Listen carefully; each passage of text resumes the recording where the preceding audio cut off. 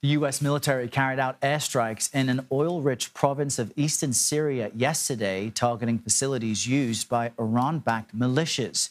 President Biden ordered the strikes in response to an attack earlier this month on an outpost used by American forces.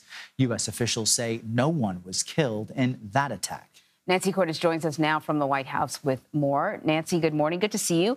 What can you tell us about the targets and the timing of the strikes?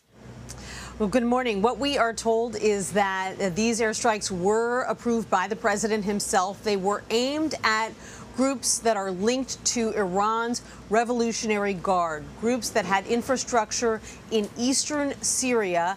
And as you mentioned, these strikes came in retaliation for drone strikes carried out, the U.S. military says, by those same Iran-backed groups earlier this month on a small remote U.S. outpost. Now, there were no casualties in that strike on the U.S. outpost, but according to reports from the region, there were 10 fighters, Iranian fighters, who were killed in yesterday's airstrikes carried out by the U.S. A U.S. Central Command spokesperson says that they believe that these airstrikes were proportional and meant to deter a recent spate of drone attacks by these Iran-linked groups on U.S. outposts. But all of this, of course, comes at a very sensitive time in the U.S.-Iran relationship as the two sides negotiate over a return to a nuclear agreement in Iran.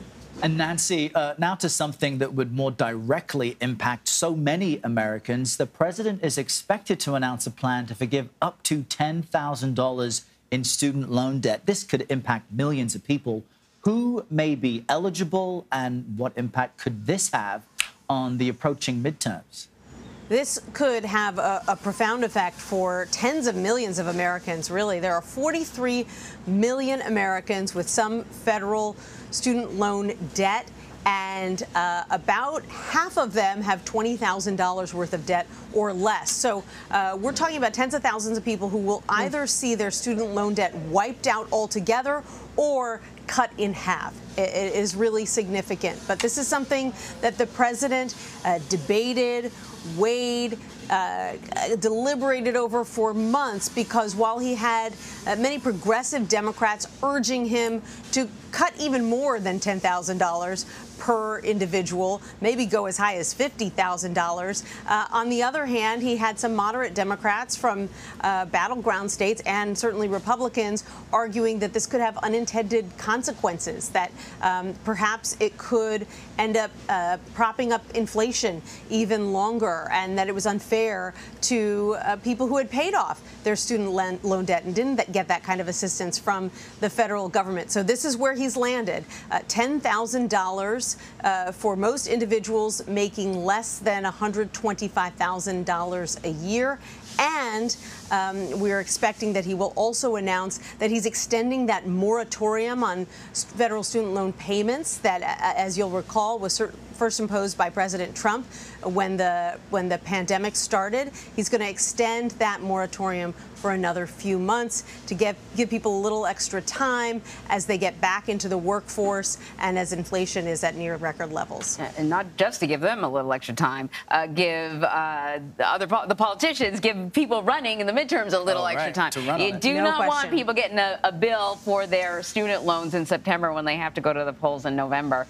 But let me ask you one more question before we let you go. The New York Times reports that the Biden administration plans to offer updated versions of the COVID-19 boosters for Americans ages 12 and up. It should be available sometime after Labor Day, I presume. With the kids going back to school and everything, there's a concern that we might see another spike in the virus.